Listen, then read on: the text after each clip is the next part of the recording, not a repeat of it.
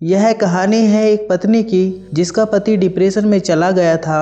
वह हमेशा उदास होकर बैठा रहता था और अपनी बुरी यादों को याद करके अपने आप को दुखी महसूस करता था। लेकिन उसका जीवन अचानक से पूरी तरह से बदल गया और वह पहले की तरह खुश मिजाज और हंसी खुशी जीवन जीने लगा। लेकिन यह कैसे हुआ? आखिर उसकी पत्नी ने ऐसा क्या किया जो अपने पति को इतने गहरे सदमे से बाहर निकाल कर ले आई? सुनिए मेरी जुबानी, यह है पति पत्नी की कहानी। डिप्रेशन से दीवानगी तक सकारात्मक सोच की शानदार कहानी। मेरे घर के सामने एक पति पत्नी का जोड़ा रहता था। पति का नाम दीपक और पत्नी का नाम माया था। वह दोनों एक दूसरे से बहुत प्यार करते थे। हालांकि उनकी शादी के 25 साल गुजर चुके थे, लेकिन अब भी वह दोनों एक दूसरे के उतने ही दीवाने थे जितने वह 25 साल पहले हुआ करते थे। लेकिन एक बार दीपक बीमार हो गया। काफ़ी दिनों तक उसका इलाज चला और भगवान की दया और डॉक्टरों की मेहनत से उसकी जान बच गई। लेकिन दीपक को बीमारी ने बहुत कमज़ोर बना दिया था। उसका मन निराशा से भर उठा। वह हमेशा दुखी रहने लगा। वह अब न मेरे घर आया करता था और न किसी दोस्त से मिला करता था।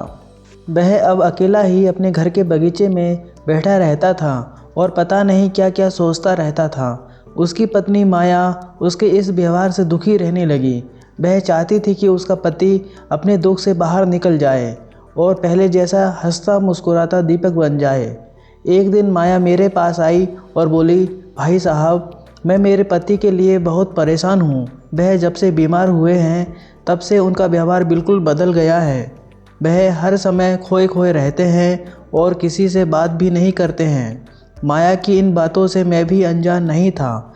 मुझे भी पता था कि मेरे दोस्त दीपक के साथ क्या हो रहा है। वह पूरी तरह डिप्रेशन में चला गया था।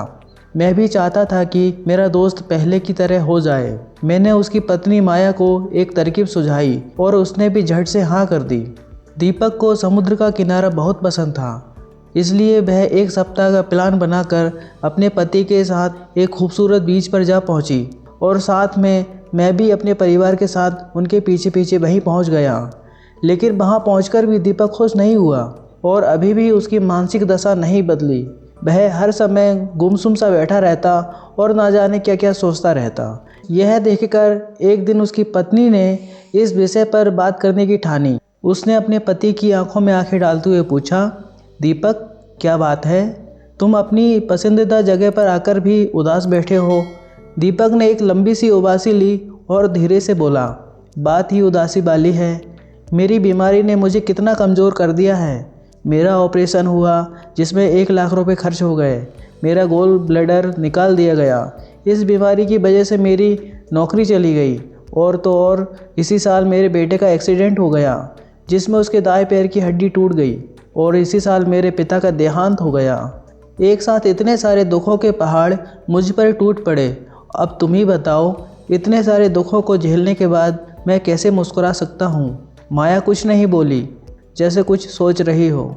फिर उसने एक गहरी सांस ली और बोली, तुम्हें इस गोल ब्लैडर की पथरी के कारण कितना दर्द होता था। ऑपरेशन की वजह से तुम्हें इस जानलेवा दर्द से मुक्ति मिल गई। दीपक ने अपनी पत्नी की ओर आश्चर्यपूर्वक देखा। वह कुछ बोलता इससे पहले ही उसकी पत्नी फिर से बोली, इन समुद्र की बलखाती लहरों की ओर देखो। एक समय था जब तुम इन्हें देखकर दीवाने से हो जाते थे। शायद यही कारण है कि तुम कई सालों से मुझसे कहते रहते थे कि अब बहुत कर ली नौकरी।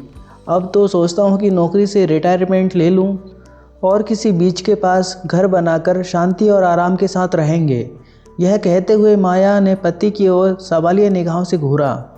दीपक अपनी पत्नी की बातें सुनकर अवाक सा रह गया। उसे कुछ भी समझ में नहीं आ रहा था कि अपनी पत्नी को क्या जवाब दे, इसलिए उसने बात को घुमा दिया। लेकिन हमारे पिताजी, उनका अचानक निधन और हमारे बेटे का इतना बड़ा एक्सीडेंट, माया को मैंने इसके लिए पहले ही तैयार कर दिया था कि इतनी आसानी से दीपक अपनी बुरी यादों से बाहर नहीं आएगा। अब सुनिए उसने क्या कहा कि उसके पति का दिमाग एकदम से खुल गया और वह पहले की तरह तरोताज़ा हो गया, जैसे उसको कभी कोई दुख हुआ ही ना हो।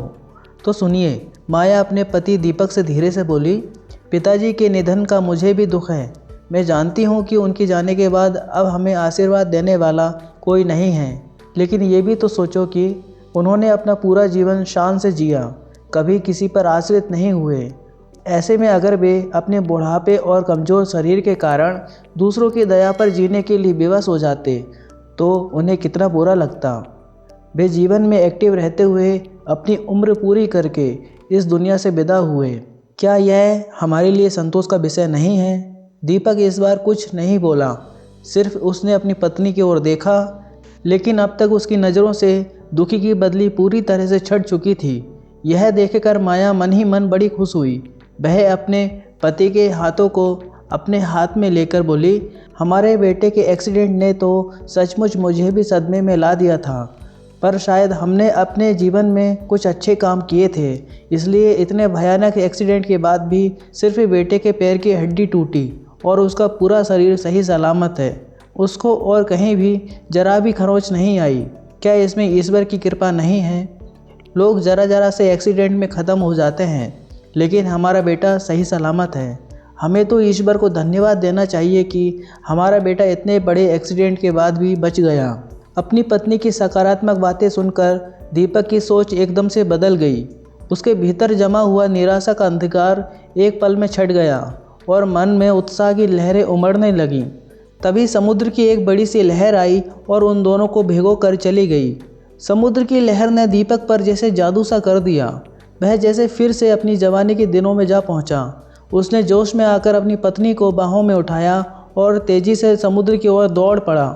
तो दोस्तों, यह और कुछ नहीं सकारात्मक सोच का जादू है, जो जीवन के बड़े से बड़े दुख को खुशियों में बदल देती है। तो दोस्तों, आप भी सकारात्मक सोच अपनाएं और अपने जीवन को खुशहाल बनाएं। दोस्तों, अगर आपको ये कहानी अच्छी लगी हो तो वीडियो को लाइक करें, शेयर करें, और अगर आप इस चैनल पर पहली बार आए हैं तो चैनल को सब्सक्राइब करके बेल आइकन को प्रेस कर लें, ताकि ऐसी ही कहानियों का नोटिफिकेशन आपको सबसे पहले मिल जाए। Thank you for watching.